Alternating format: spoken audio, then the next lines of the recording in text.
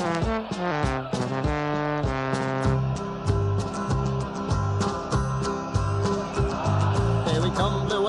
we're looking good, you'll be in for a fight, and we fight pretty good. Getting goals is our job, and we get goals good. Looking good, we are Carlisle United.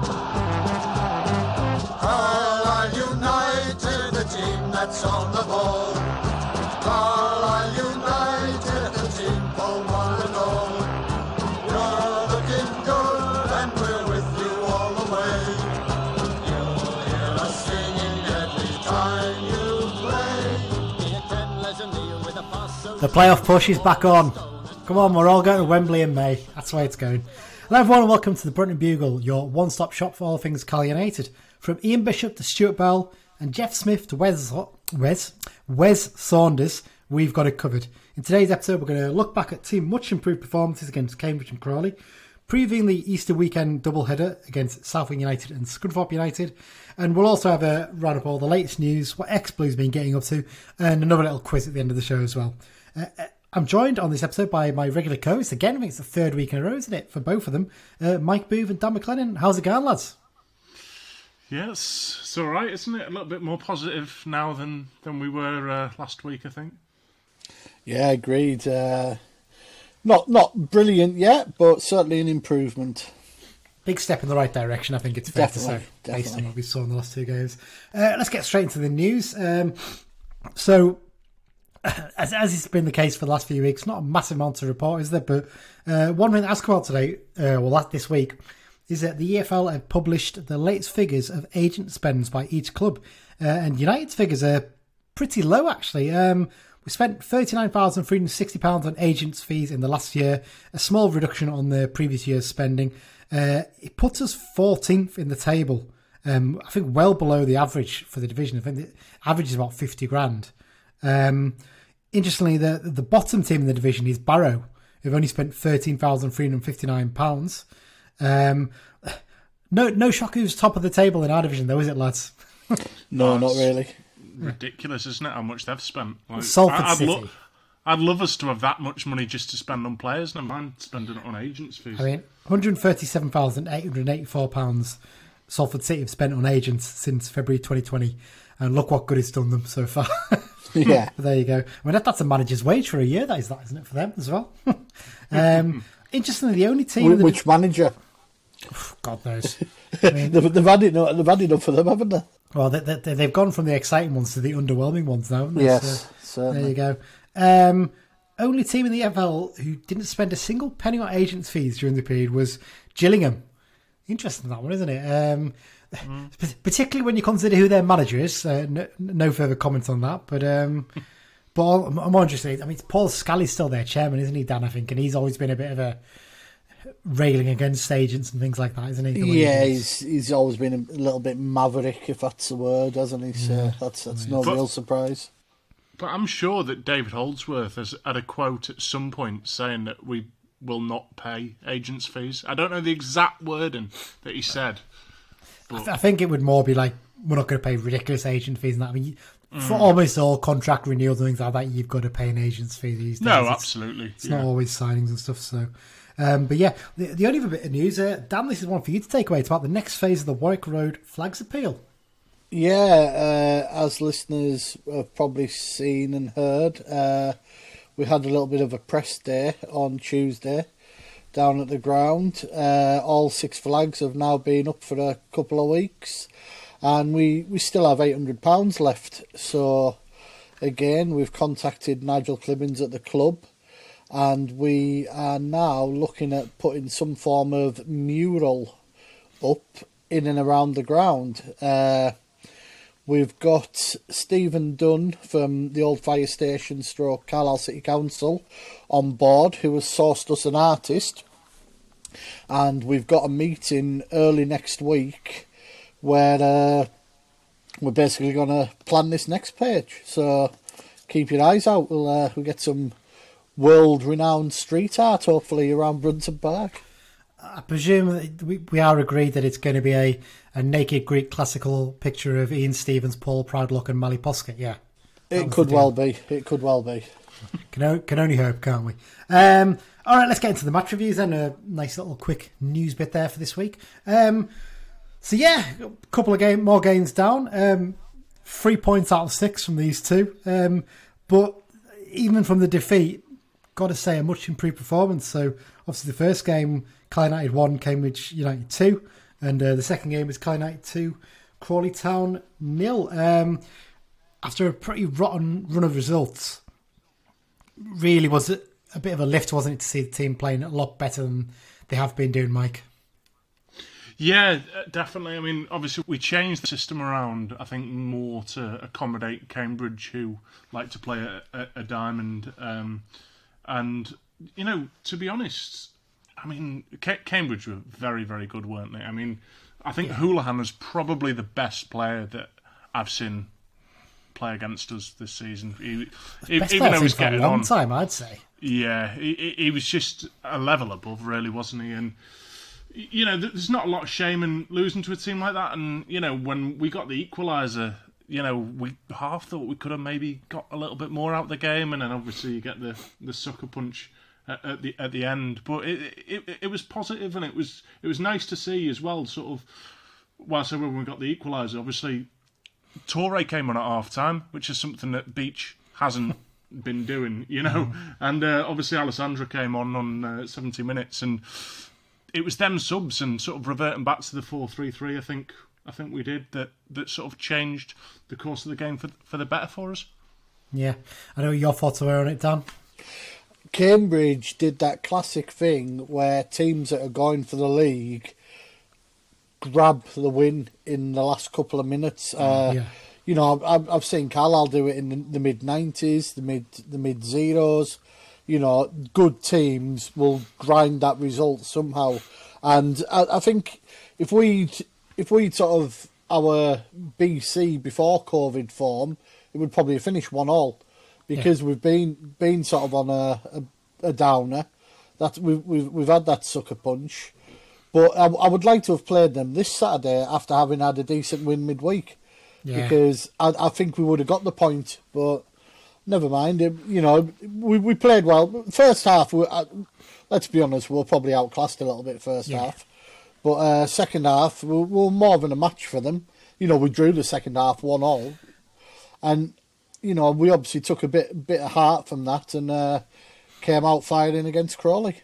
Yeah, I think the point you made there, Mike, about Wes Houlihan is spot on. I think he's the player that elevates Cambridge from a decent enough mid-table team to a top-class, you know, team that's going to challenge for the title. Similar in the way Michael Bridges did to us. I was just going to say, very similar to Bridges. Very similar to Bridges. Different sort of player and role, but he also brings the best out of someone like Paul Mullin. And I know he didn't set up the goal for Mullin, I don't think, but you can see that Mullin thrives on the fact that he's got someone like Houlihan supplying, and they've used him interestingly, haven't they? Because I was reading about this. He only plays Saturday games. He never plays a midweek game for them. I think I've not noticed that. There's a run of about 5 or 6 weeks where he's played Saturday, not even been in the squad on the midweek game, and they were losing some of the midweek games as well. So it just goes to show you, doesn't it? I wonder if his legs just aren't up to it. I mean, he's 38 years old, isn't he? And from what Lummy was saying on the radio, and he'll probably have a bit more inside knowledge of this, he's not on a massive wage there. He's just playing because he enjoys it, and he might be on his like 800 quid a week or something like that, mightn't he? Just to tide him over and cover his expenses and just keep him happy and enjoying his football. But yeah, I mean, like you said, Mike, no real disgrace in losing to Cambridge. Let's focus then on the Cambridge game first, rather before we go on to the Crawley game. Do you think as well, we talk about Houlihan made the difference, but do you think having a natural goal scorer like Mullin in your team makes a big difference, Dan? Because we look at our top goal scorers, Mellish on 8 this season, and he's not scored for ages now, and Alessandra's the next nearest on 7, I think. And do you think that's the big difference between us and a lot of other teams this season, in that obviously we create a lot of chances, but we don't really have natural goal scoring there, whereas Cambridge have got someone like Mullin who's going to take those chances when he gets them. It wasn't the easiest chance in the world for him either, was it? He took it so well for them. Yeah, it probably does. I mean, I've just mentioned a couple of successful Carlisle periods there. 94, 95, we had Reeves up front. You know, we had Carl Hawley in 05, 06, you know, players who scored goals because, you know, and yes, Alexandra's. I think he's on about 8 now in the league, but he plays too deep to be considered a striker, doesn't he? Yeah. So, if we could squeeze one more player on the pitch, we would have a forward, wouldn't we? But we'd have to give something up somewhere else around the pitch. Yeah, that's the problem, isn't it? If you were to try and slot in a Mullin style play into our team, it would probably disrupt the flow a little bit because Alessandra's such a good. He's a target man in a sense, but he's not a traditional target man in that he links play very well. Whereas Sanzala's shown himself to be a good target man. We'll discuss him. You'd sort of need to combine Alexandra and Mellish, wouldn't you, into some sort of super player, so you could play an out-and-out striker. Yeah, absolutely. If we're going to sort of try and focus on some of the positives in this game, let's sort of look at a slight negative. Nick Anderson, do you think he probably had one of his poorest games in a while, Mike? I mean, he's undoubtedly at fault for the first goal, and it wasn't particularly great on the second. Not a big surprise he was dropped after this game, was it? No, not really. It's interesting to find out who starts on Saturday, really, because I think Armour put in a very good shift against Crawley. But he maybe showed Mullin a bit too much of the goal for the goal. And you give a player like that a sight at goal, and there's only one thing he's going to do with it, isn't it, really? But and MacDonald sort of was slightly at fault for that first goal as well, I think. I'm not so sure on the MacDonald one. I think it's one where he feels he has to go for it, and Anderton's much better positioned. He can give him a shout and say, leave it, because it's coming lower, I'll take it. And I've heard people say, if he hadn't flicked it on, then Mullin would be offside. Well, he still would be offside even if he had flicked it on, because he's been forced into the decision because the player's over behind him. So I don't think he was offside, actually. And there was still a lot to do as well, wasn't there? I mean, it's one of those ones, he maybe could deal a little better with the header. But for me, I think Anderton's probably the one who takes most of the blame for it. Yeah, and at the same time as well, if that was one of our strikers scoring that goal, we'd be saying, he really did well to pressure the defenders and it was an excellent finish, do you know what I mean? So you look for faults in your own team, don't you? But at the same time, it was good play by Mullin, good of him to sort of keep hassling our defenders, and we still had a bit to do, like you say, and it provided that finish as well. I think the second goal's, it's hard to really tell who's to blame because the camera angle, you can't really see who was meant to be tracking May's run into the box, and it's just frustrating, isn't it, that they get into that opportunity. And I think, was it Houlihan that set the goal up? I can't remember now, to be honest. I think he got to the byline. I think he was definitely involved, wasn't he? Yeah, he played a big part, and it was a really good move from them, to be fair. But it's just so frustrating late on. You think just get rid of the ball a couple of times there, but hey, what can you do? Interesting. We were banging on the previous episode, weren't we, about changing formation and mixing up a little bit. Well, in one sense, fair play. Chris Beach did change it up. He changed formation for this game.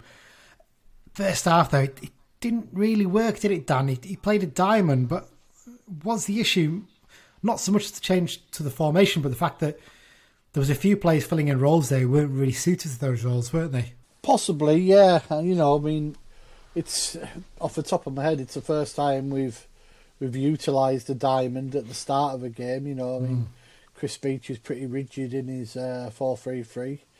A couple of them. I mean, with Furman playing, Guy was slightly not as deep. We weren't using the width as much. It was disjointed. I mean, if we. You wonder how much chance I've had to train with it, given that we're playing Saturday, Tuesday every week. That they won't be doing in-depth training because they'll burn out. So. Yeah, I mean, my feeling was he played Mellish in the sort of the number 10 role, and it just didn't suit him for me. I felt if he's going to do that formation, you put Alessandro in that midfield number 10 role, then he would have excelled there probably. Well, even then, you don't have to go chopping and changing players in and out the team. You could have had that exact same starting 11, and you could have just put Riley in that number 10 role, and I think he could have done a lot of damage there, and possibly had Mellish a bit deeper, and been a nuisance in the middle of the park like he can be. I think Mellish would have suited being a bit deeper in that formation because he can drive forward with the ball when he gets it, and actually Riley can do that as well. So it's one of those ones, they can do pretty well in that role. I think I would have probably preferred to have seen Furman a bit further forward and Guy's the deep in midfield if he was going to play that as well. Didn't really seem to suit us with those two the way around they did it. But yeah, he did change it up second half, brought Alessandro on, and he made an impact, didn't he? And it's a scrappy goal, but we'll take it, won't we, at the time? And yeah, I think we've got to take the positive in this one, don't we? Because you look at the second half fight back, and actually, stats suggest we were the stronger team, weren't we? But difference is Cambridge were just much more efficient with the way they used the ball and took the chances, weren't they? Yeah, Cambridge had a glorious move in the first half as well, where they had it sort of down by our right back slot. Yes, and they just did like a few like one touch passes, and they just tore us to shreds, and it deserved a goal at the end of it. I don't want to sound like I'm a Cambridge fan now, but honest to God, it was amazing to watch. Yeah, I think James got quite excited about that goal as well on the radio. That chance on the radio as well. I think that's pretty much summed up the Cambridge game. Not a huge amount else to talk about. Just like I said, we take the positives out of it, and it's fair to say the team took the positives out of it for the Crawley game because it was much more like it, wasn't it? I know people were focused on the Bradford game because Bradford were a decent side and we looked better against them the other week. But I think this was a lot closer to looking like the Carlisle team we saw before the COVID and weather enforced break, wasn't it, Dan? Yeah, interestingly, Chris Beach on an article on the official site today said that they all wear the vests for recording their exertions, and apparently it was the first time since Walsall that we've reached a similar sort of output. For runs, energy, whatever the measure, heartbeat rate, all that sort of stuff, and yes, it was 2-0 at half time. We could easily have been 3 or 4-0 up by half time. Yeah. Crawley would have as abysmal as the likes of Southend and Stevenage were up here. Well, you know what? You say that. I think Southend showed a little bit of heart when we played against them. They were a good side, but they showed some heart, and Stevenage as well, a little bit as well. Crawley looked like, people say, they look like them got off the bus. To me, it looked like they were still at Sharnock Richards Services. That's how bad they were. Yeah. They were bloody awful. I mean, I have to say as well, has a player ever looked more out of place alongside his teammates than Tom Nichols? He's the only player for them that turned up, and he looked, honestly, if you put him in our team, I think we probably would have won that game by 4 or 5 at least, because he looked a quality player for them. The rest of them just didn't look interested at all, did they? The thing I don't understand as well is, after that game, we're 11th in the league on 51, Crawley are 12th on 51. If Crawley had won that game, they would have been 9th, 3 points from the playoffs. Yeah. But they literally played like they were already on the beach. Yeah, it was baffling. I mean, Ashley Nennison looked at a shadow of the player that was with us. It was baffling, and you could see Nichols getting frustrated throughout the game, weren't you? Because he was showing all these great touches, and then none of his teammates were shown for him, and that gave us, I think, a bit of encouragement because we could see he was a good player, but players around him just weren't at the same level, were they? Yeah, at all. Okay, yeah. Changes made to the team for this one. Alessandro and Armour, very impressive, weren't they? I think the pair of them. Would you say, Mike? Yeah, but at the same time, I think they both benefited from being fresh, and having not played 90 minutes a few days early. But yeah, no, they both sort of look very good, and both certainly stake the claim to be starting going forwards. Would you say that's our strongest 11? Bearing in mind, obviously, the injuries to Coyote and Bennett at the moment. I think that's probably about as strong 11 as we can put out. I think you're probably right there, yeah. I mean, it's weird, isn't it? The front three, our strongest front three has changed so many times throughout the season. It's mad, isn't it? Yeah, but I think, right now, I'd certainly say that's the strongest 11. And if we go with that on Saturday, providing, that everyone's fit and ready to go, we should be all right. Definitely. Mentioned Armour there. Would you argue he's probably our first choice left back now, Dan, over Anderton? Or do you think it's still quite tight?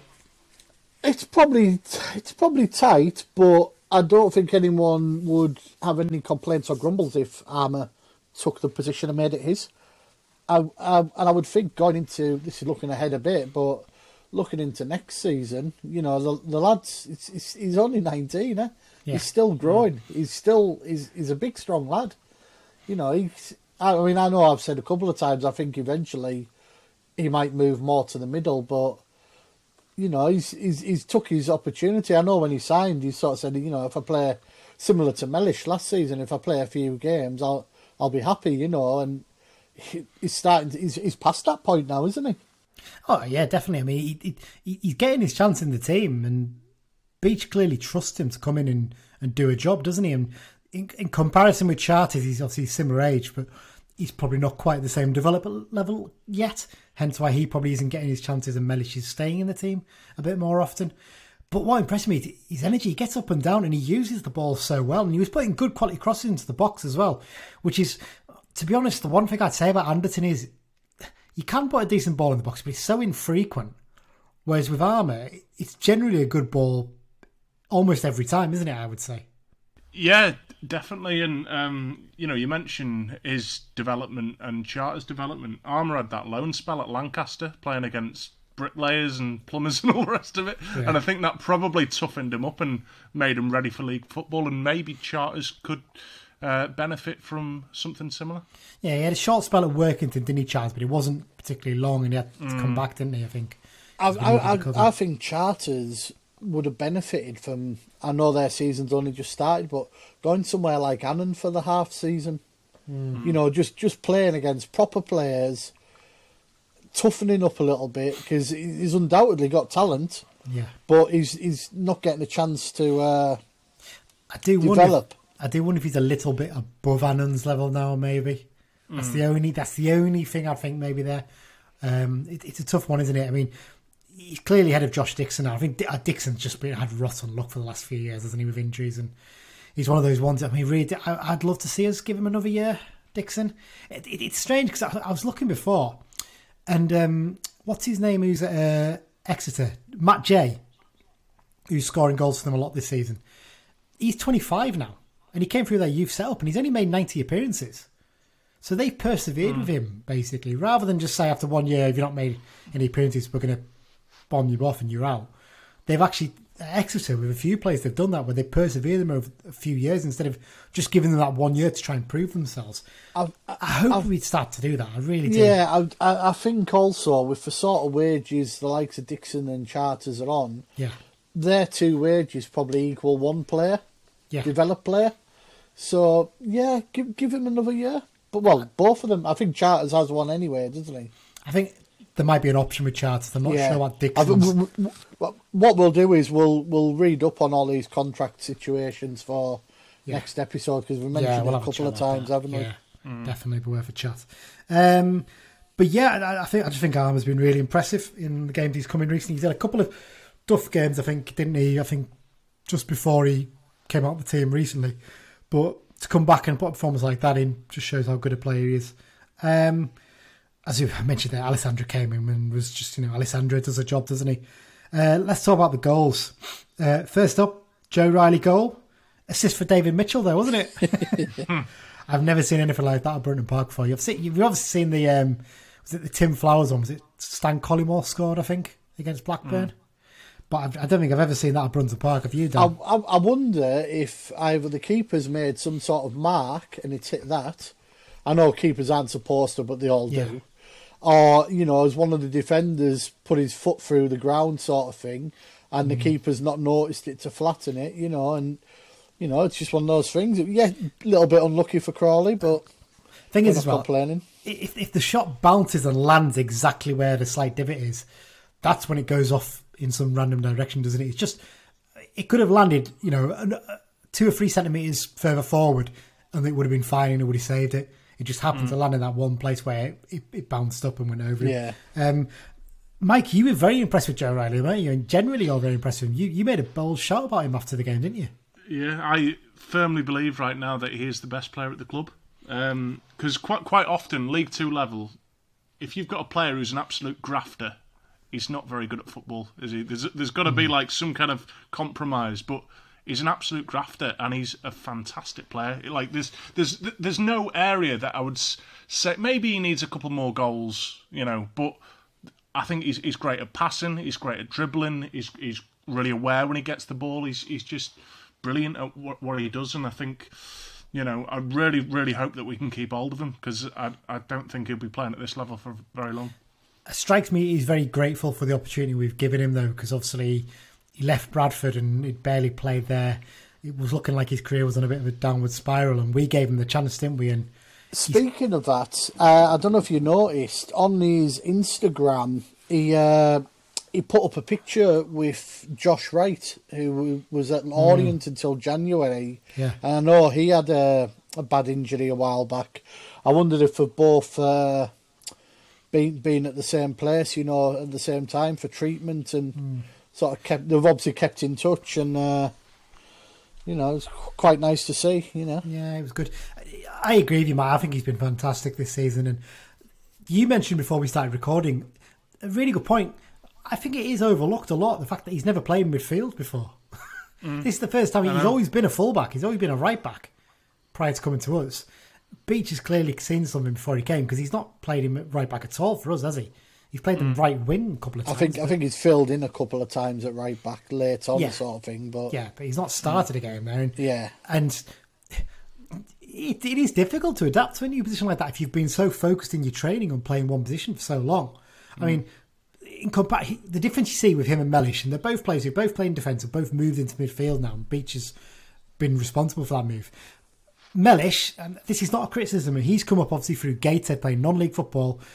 There is a lot of, you know, it's not overly technical at that level. There is a lot of kicking and, you know, booting plays in the air and stuff like that, which I'm sure John used to enjoy playing centre-back.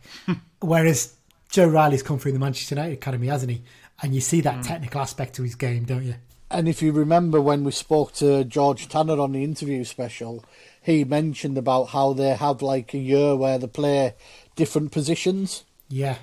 You know, to understand the role, you know, A, in case they have to fill in, and B, in Tanner's case, he became a right back, didn't he? So yeah, absolutely. You know.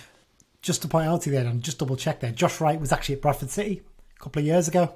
That's probably where they know each other, I think. Yes, that's right. It makes sense. Because in my head I was thinking, did he play for Bradford or not? I'm not sure, because I mean, Bradford have had that many players in recent years. God knows who. It could have been anybody. But yeah, I agree with you, Mike. I think we need to make sure. I'm sure he's got an option in his contract, and I'm sure we'll be tying him down for another year. But I think he has got a big future ahead of him. His energy. I don't think I've ever seen a player who keeps running as much as he does for the whole game.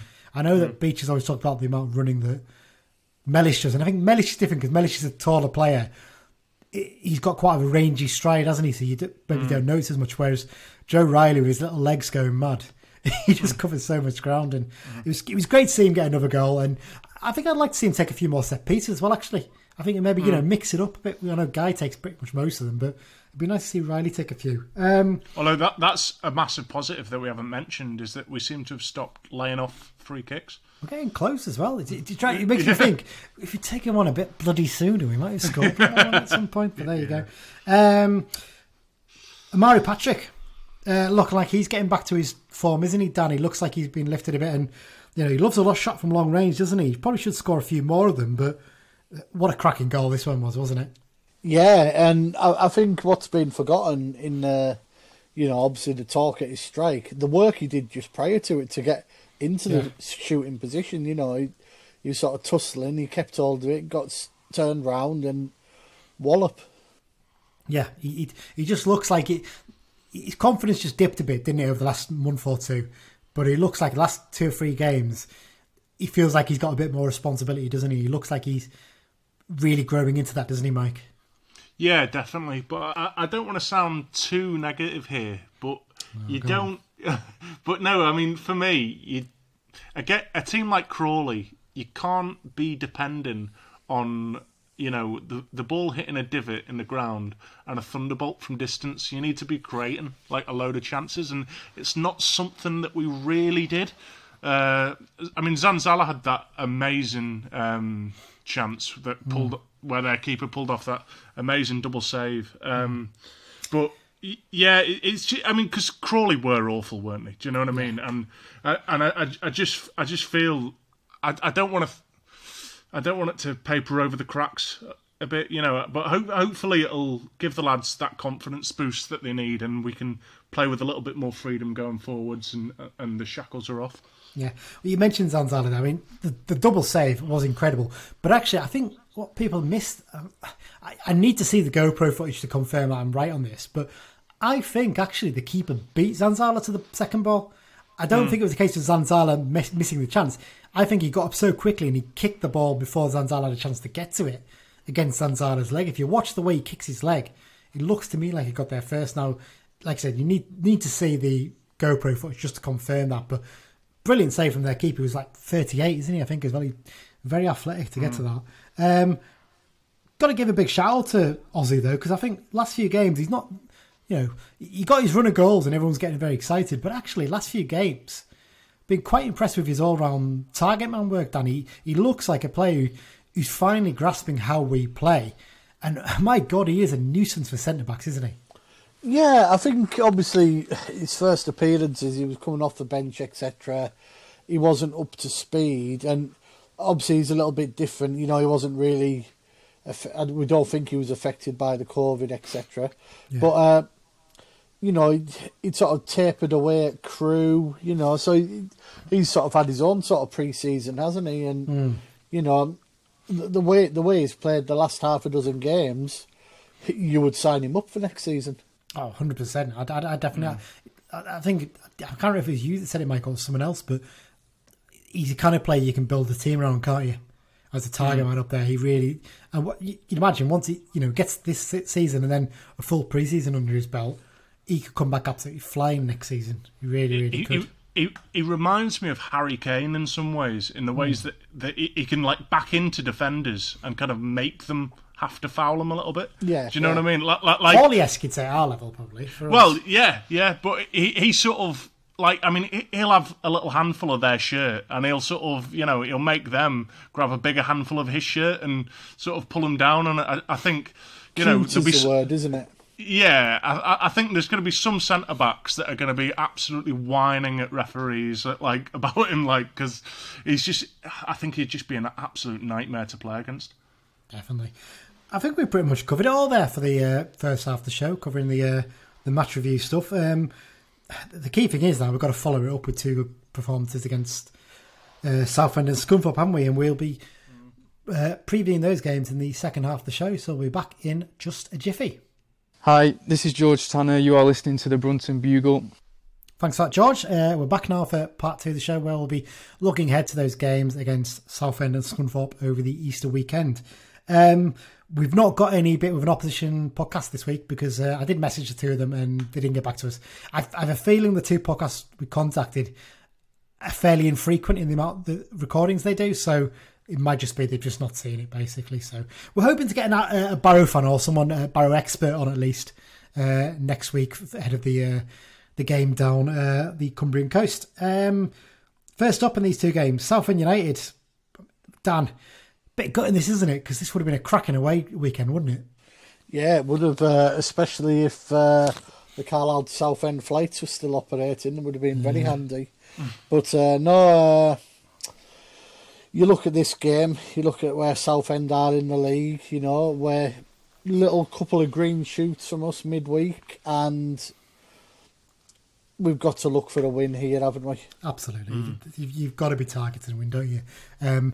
Just before we briefly move on, I remember one of my first long-distance away trips was on a bus with you, on Brian Hall's bus down to Southend. Remember that? We got stuck on the M25 in the middle of a heat wave. Mike, it was disgusting on that bus, But it was like 25 degrees. There was no aircon because the bus wasn't moving. There was no air coming in the bus. It was absolutely horrendous. And I think we got there about 15-20 minutes before kickoff. Did we draw that 1-1? I think Gordon Connolly scored. I think it was possibly the Connolly one. Yeah, it was either when we wore the white with the green and red. In fact, that would either be Connolly or it might have been Ian Stevens. Actually, I remember him scoring against them in that kit, but there you go.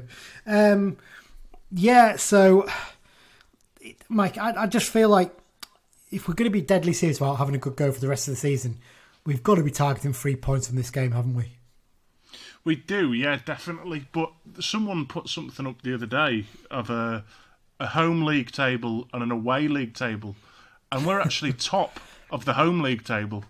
But the away league table, we are absolutely awful this season. Yeah, we're not great. I didn't even sort of realise at the time that our away form has been particularly bad. But yeah, we've just been absolutely shocking, haven't we? But this is the game that regardless of that, we have to go and act like the home team and try and take the game to them in this one.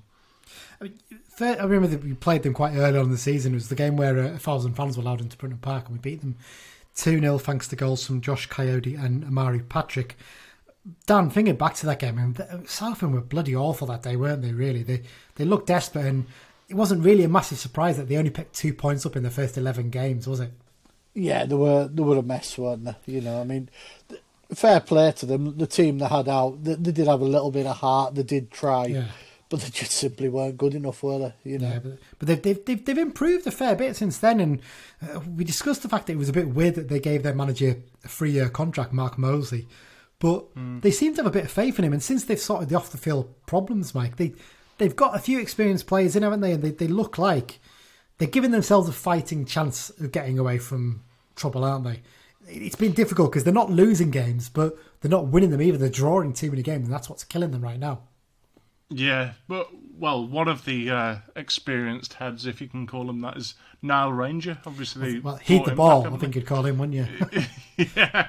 I'm not entirely sure he's the kind of player that you want getting you out the trenches of a relegation battle. He's injured, isn't he? Oh, is he? He made one sub-appearance. He got injured last week, I think it was, yeah. Yeah.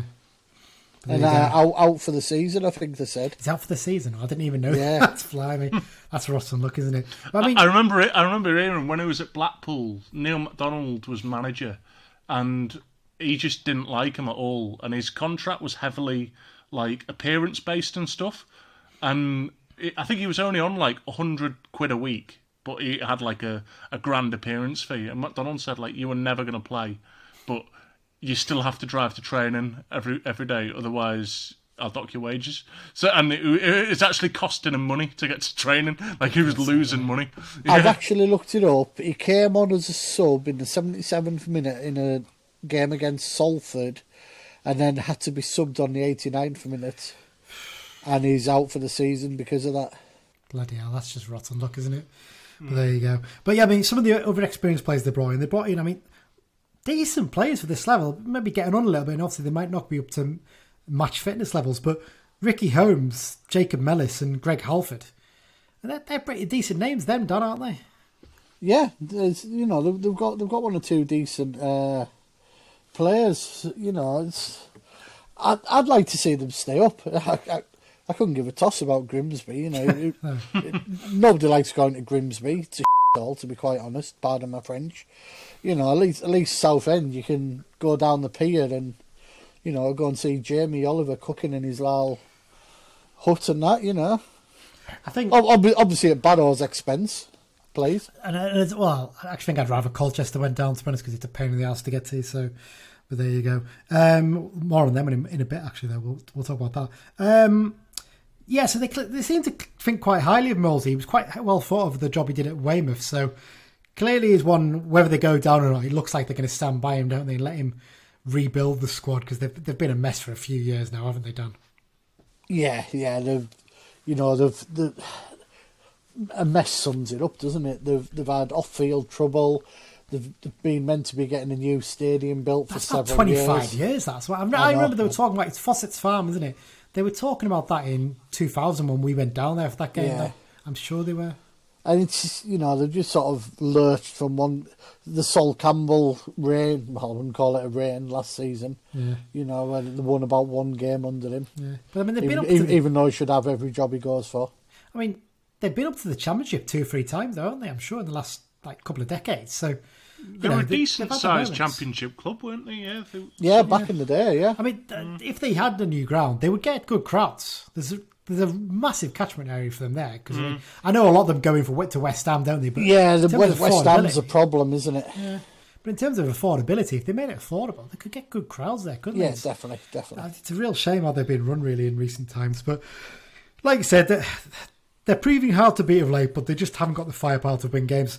Their top scorer is defender Tom Clifford, and he's got 3 goals in the league this season. Yeah. That tells you all you need to know, really, doesn't it, in terms of how bad they've been. Okay, well, let's move on then to Scunthorpe. It looked like a similar story for them at the start of the season, didn't it, Mike? I mean, they beat us early on, but their form was appalling for a long period. I think in League and Cup, I think they went about 11 games, something like 8 or 9 games, I think, losing before they picked up a couple of wins. And they've just about dragged themselves out of trouble now, haven't they? I think it's fair to say. Yeah, I think so. There's certainly other teams that I would pencil in for relegation ahead of them.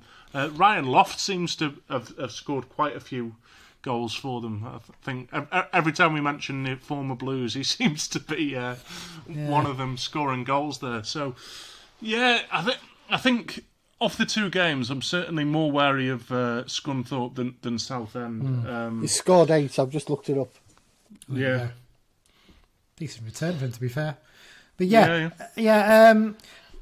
it's a bit of a transitional season for them, isn't it? I mean, the last couple of decades, they've had a relative decent level of success, haven't they, Dan? They've been up to the Championship a couple of times and generally been a solid League One club, haven't they? They've only really been back down to League Two a couple of times, but it seems like the money sort of ran out a little bit in the last couple of years, and they've tried to do it a little bit cheaper, haven't they? Yeah, which makes talk of the fact that they too were looking at another new ground slightly bizarre.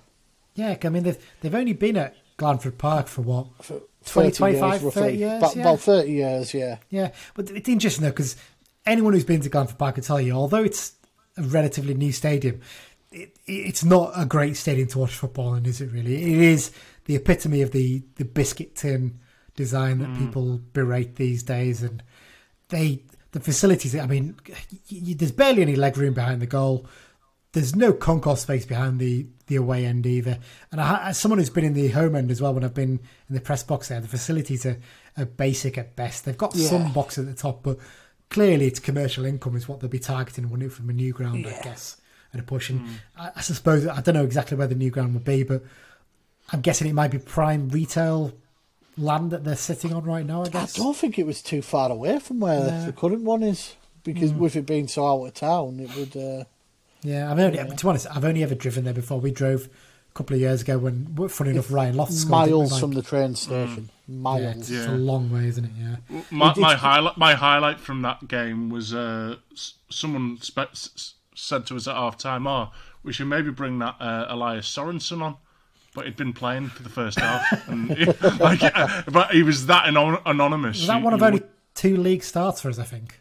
Yeah, I don't actually think he touched the ball either in that half. He was dire. There was a lad who's stealing a living. There was a real sort of worry about danger of relegation the first few months, but I think they've had a couple of good runs that sort of pulled them.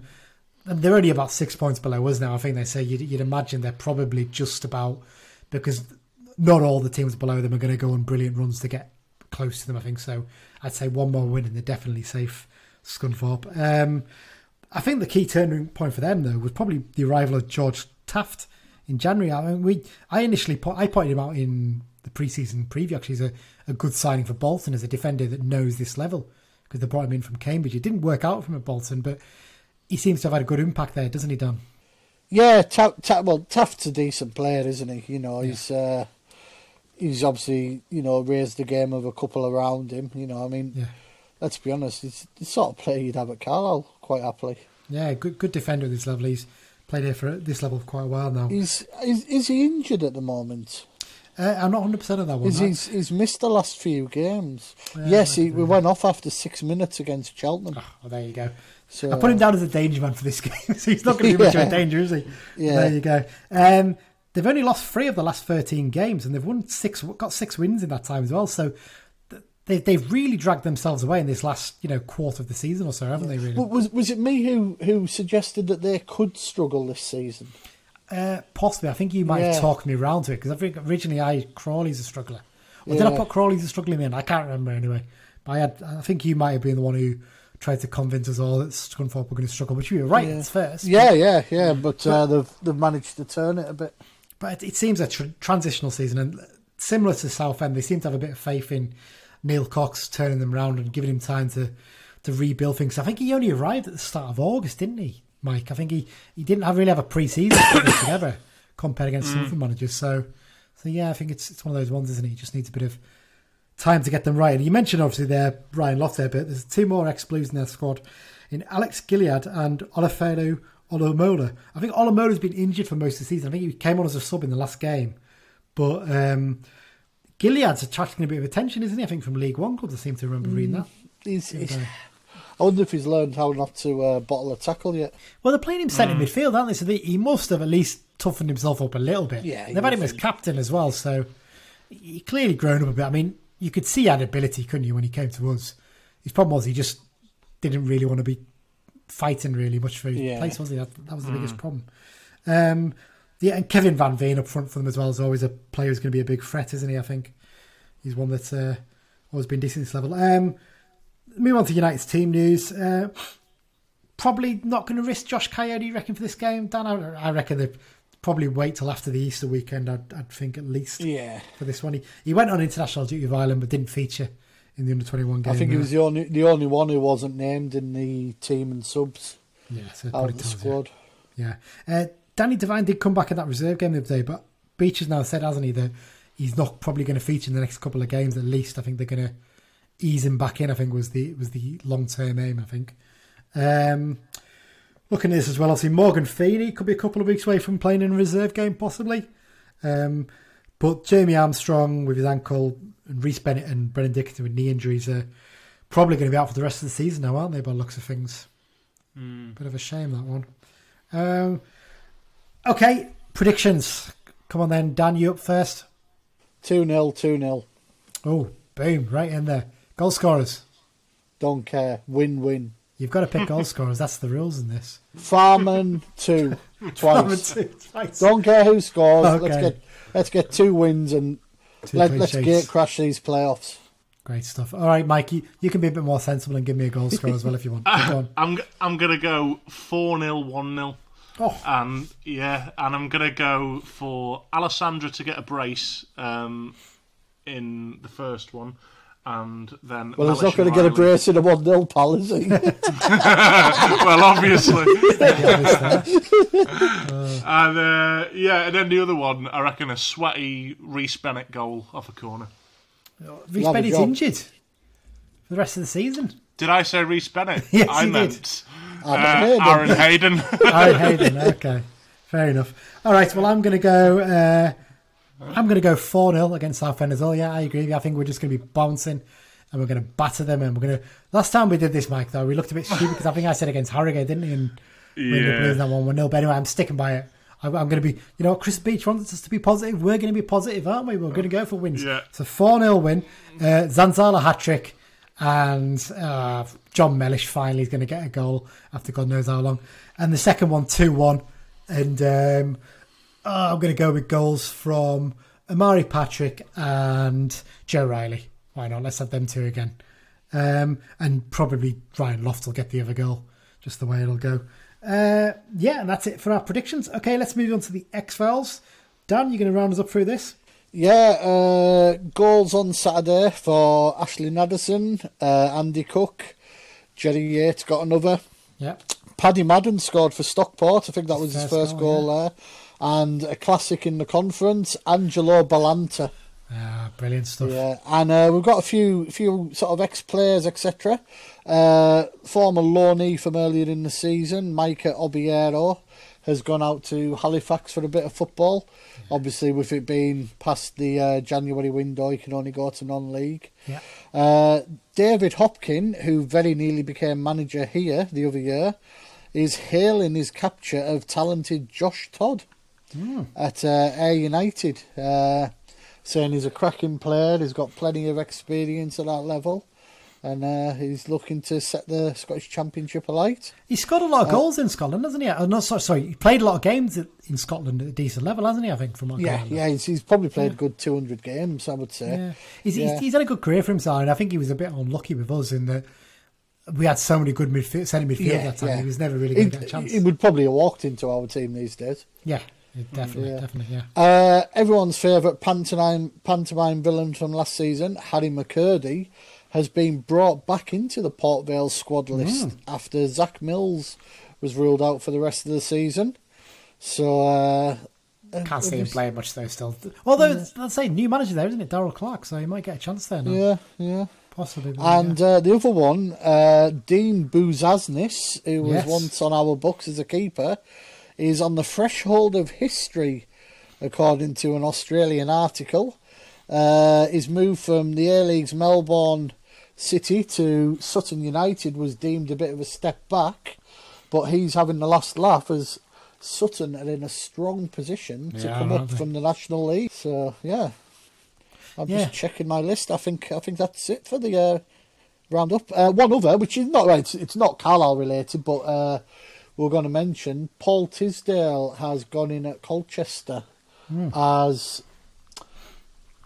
the experienced head, shall we say? Yeah, to support Hayden. He's not manager. He's not a director of football. He's just wink. a glorified right-hand man. He's like the Terry Venables to Brian Robson when he was at Middlesbrough, isn't it? He's not the manager, wink, wink, but he effectively is doing the job, isn't he? But interesting, good round up there, Dan. I mean, you mentioned Sutton there. I mean, next season, if we didn't go up, it wouldn't be a bad away day, that one. I think there's a direct train, isn't it, from St Pancras down to where Sutton is, I think. So, be a nice, handy little trip to London, potentially. Hopefully not, though. Hopefully we'll be in League One, but we'll have to wait and see. Okay, lads, it's quiz time. Yes, and this time I've actually prepared the players and wrote down the number of clubs they've played for and all the details I actually need. Unbelievably organised by me. So if anyone hasn't listened before, basically it's a game that I stole from the Football Ramble podcast, but giving it a Carl United twist. So basically, what I do is I name a player who's played for Carl United, and what I want Mike or Dan to do is to bid the number of clubs that they think they can guess that they've played for. I'll tell them the total number, and they have to say, let's say it was, I don't know, Vincent Pericard, we've done him before, it's 7 clubs. If Mike said, I can guess 3, and then Dan said 4, Mike either has to go for 5, or he says, Dan, you name them, and then Dan has to name them. If he names them all, he gets the point, and we move on to the next player. So, very simple, you'll get it as we go along anyway. First up for this week, and Mike, you'll go first again, because you've still not won one of these yet, so there you go. Thanks. It's just to rub in. So the first player, I've kept them more recent this time to make it a bit easier for you, I think. First player up, he's played for 7 clubs other than Carlisle. He's still playing. It's Mike Jones. How many of the 7 clubs Mike Jones has played for can you name? Because he was at one of them for a good while, wasn't he? I'll go for 4. Oh, it's a strong opening bid, that. Strong opening bid. Dan, can you name 5 or more? Yeah, I reckon I can. 5. 5. You going to make him name his 5, Mike, or are you going to... Yeah, go on. Right. So, Mike, Dan, let me get ready. I need to get on me a little button thing here. So, okay. 5 clubs Mike Jones has played for, one at a time. Obviously, he's been at Barrow this season. That's correct. And he came to us from Oldham. That's correct. And he went there from Crawley, if I'm not mistaken. He did indeed. He played alongside Nicky Adams there as well, I think. Yeah, I was just going to say that. He had a short spell. People forget this at Sheffield Wednesday. He did indeed.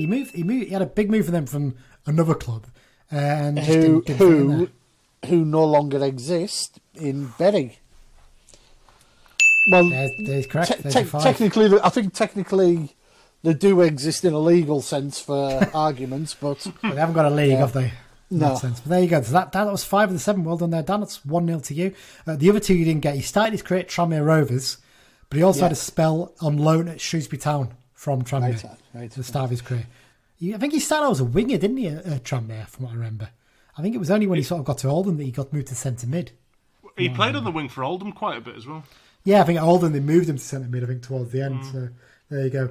Okay, that's 1-0 to Dan. Up next, Dan, I picked this one especially for you. So you've got to name one of the 10 clubs, or say how many of the 10 clubs you can name that Billy Painter played for. This is a good one. This is a good one. How many of the 10 clubs that Billy Painter played for do you reckon you can I'm one name? of the few people who like Billy Painter at Carlisle. Ooh, let me think. I can think of where he went, where he came from, a couple of his bigger moves. I will start with 5. Ooh, 5's quite strong. I reckon I could probably get more if I really think about it. Mike, how many are you going to bid, or are you going to make Dan name them? I'm going to try and beat him, and I'm going to go for 6.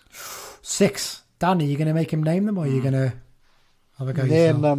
Name them, Michael. Right, come on then, Mike.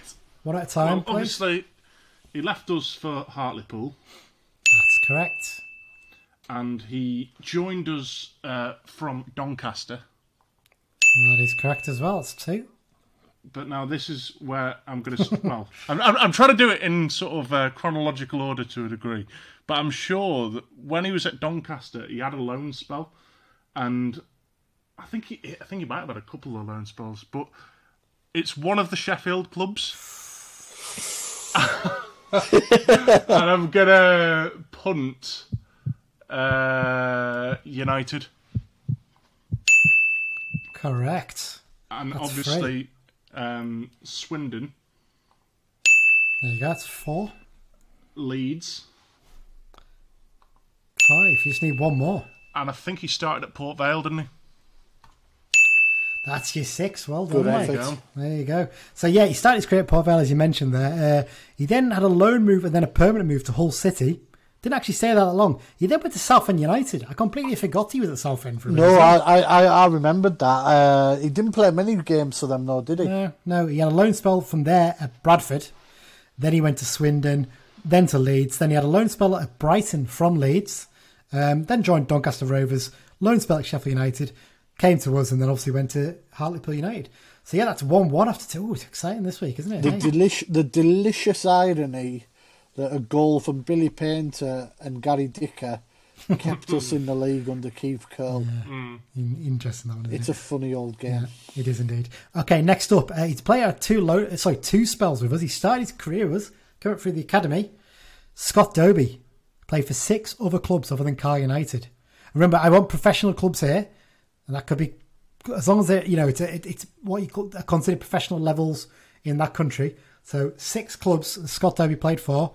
Mike, you're up first with your bid. How many can you name? I think 4. Ooh, 4. It's a strong opening bid. And he has to have played a game for them, by the way, as well. Because technically it would be 7, but he didn't play for one of the clubs he was at, so I'm not including that one. So that's I'll say a confident 5. Confident 5. Ooh. Can you name all 6, Mike? Are you going to make Dan name them? I'll make Dan do it. Okay, Dan. Right.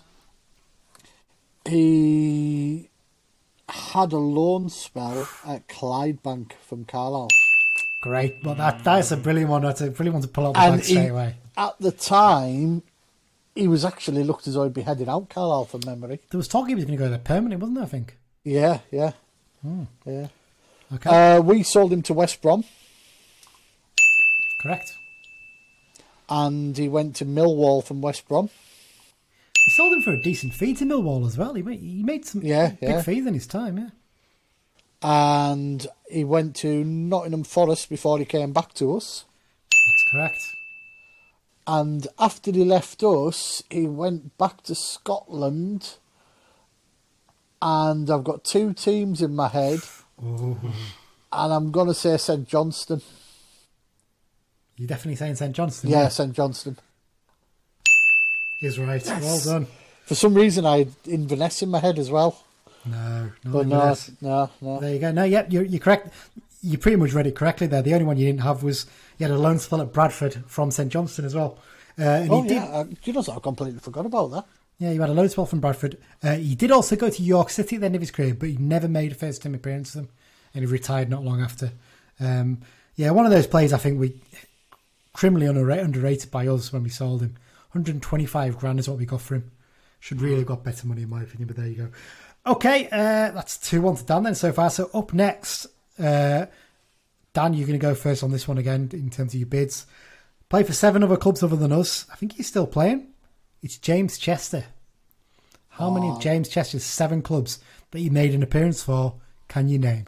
I like James Chester as a player. I thought he was a cracking player. Now, a lot of this depends on whether he made an appearance for his first team, doesn't it? It does. Is it league only, or are we including the various cups? I include the cups. I'll take a gamble on all 7 then. Oh, my word. Mike, you can't outbid that. Exactly, I can't. You can't outbid it. He's potentially just going to wrap it up in one go. So, Come on then, Dan. Let's have your thing. I'm going to take the gamble that he made at least 1 appearance for Manchester United. I don't know if he did or not, but... Oh, did he? Yes, he did. One League Cup appearance. I think he was a sub, actually. So, yeah. And he went on loan elsewhere apart from us when he was at Man United, because I'm pretty sure he went to Peterborough. I wonder if maybe that Duncan Ferguson. Darren. Yeah, Darren Ferguson was there at the time. I think that was. And not many people realise this, but the year before he joined us, he actually went to Plymouth. He did. I think he did his cruciate ligament, didn't he? I think. Yeah. I think he got injured there. Yeah. Obviously, he went from us to Hull, as he got pulled out at Tranmere that day. Mm-hmm. He had a short spell at West Brom. Yeah. And then he had probably his joint most successful time. He was at Aston Villa as they were coming back up. Yeah. And he's at Stoke City now. The buzz is back. We're all excited. Dan's won again. Prove there's only one United. The world is watching this football team, because I don't say what I don't mean. There you go, Dan. Well done. 3-1 lead. We'll play the final one in a minute, but yeah, naming all 7. Well done to you.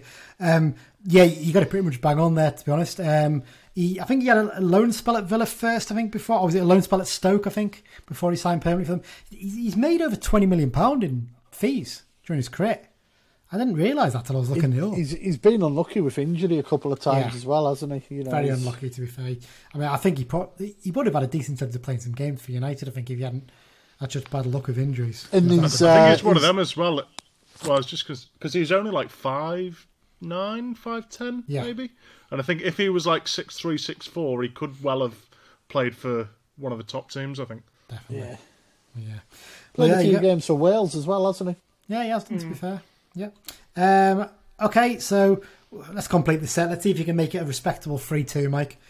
You've got the first bid on this one as well. He played for 7 clubs other than us. 2 of them you might struggle a little bit to get, but let's see. It's Richie Foran. Richie Foran. 7 clubs he played for other than us. Interesting. I think I can only get 3. Only get 3, okay. Dan, do you reckon you can do more than 3? Are we including teams in other countries? Well, yeah, we included Scotland, didn't we? So yeah, right. I will say then. Has to have made an appearance for these teams as well, actually, I should say. I'll go for 5. Ooh, okay. I don't think you're going to beat 5, are you, Mike? No, I could have maybe got to 5 at a stretch, but no. Okay, Dan, name your 5 of the 7. Has to have made a first team appearance for them as well. He started. It's not really giving a clue, but he started his club at a career but never made an appearance for them, so they don't count. Well, he was playing for Shelbourne when he came to us. That's correct. And he had a loan spell at Oxford from us. That's right as well. He then went to Motherwell from us, didn't he? Yeah, that's 3. And he obviously stayed several years at Califistle. 4. And he played... Was it Darlington? It's correct. Yeah. Got it. There you go. That's your 5. Well done. Yeah. And I've just thought of another now, because Darlington was a loan, wasn't it, from Southend? Southend, wasn't it? Yeah. Yeah, funny enough, Southend. Yeah. But I think he actually did sign permanently for Darlington after the loan spell. The one you didn't get, can you name it? Can you have a guess? I'm going to guess some Irish team. Yes, it's an Irish team. Oh, I've absolutely no idea. He had a loan spell. It won't be Bohemians because he's a Shelbourne man. Yeah. I know that much, but Drogheda, I'd guess. No, he had a loan spell at Home Farm. Shelbourne. Home Farm. Not Home Farm Everton, because they dropped the Everton part of the name by that point. So Home Farm, that was in 1999. He did start his career at St Patrick's Athletic, but he never made an appearance for them. So that wouldn't have counted. So there you go. Well, there you go, guys. So Dan's the 4-1 winner. A bit closer this time there. I think a decent contest, that. And I'll take that. I'm just a sad stato, though, aren't I? So. Well, you said it. There you go. There you go. Anyway, lads, thanks once again for joining me. Really appreciate it. Busy Easter weekend coming up football-wise, isn't there? Obviously a bit different for us on the Saturday and the Tuesday, but it's good actually in a sense because we'll know what we need to do, won't we? Yeah. It'll be good. It'll be good. Well, we just need to win, basically, don't we? So that's the way it is at the moment. So that's it for this week. If you've got any comments or feedback or anything you'd like to suggest we discuss, please send them in via Twitter to @BruntonBugle or by email to bruntonbugle@gmail.com. If you haven't already, please remember you can subscribe to the podcast via all good podcast apps, including Acast, Spotify, Apple Podcasts, Google Podcasts, basically anywhere you can subscribe to a podcast, give it a try. We'll probably be on there. And if we're not, give us a shout and we'll try and sort it. Exactly. We've managed to do that a few times recently. We're hoping to line up a few more specials soon. That special I did with Dan should be coming up soon. I just need to put some bits together for that. We're hoping as well to get a former player on very soon. Yeah, we've got a couple we've been in touch with. It's just a matter of tying them down to dates and whatnot. But the two that we've sort of touched base with, they'll be enjoyed by you also. Definitely. In terms of the world map, I'm just having a quick look here. I don't think we've got any new countries at the moment. It's looking very much the same. We've still got 4 regular listeners in Luxembourg.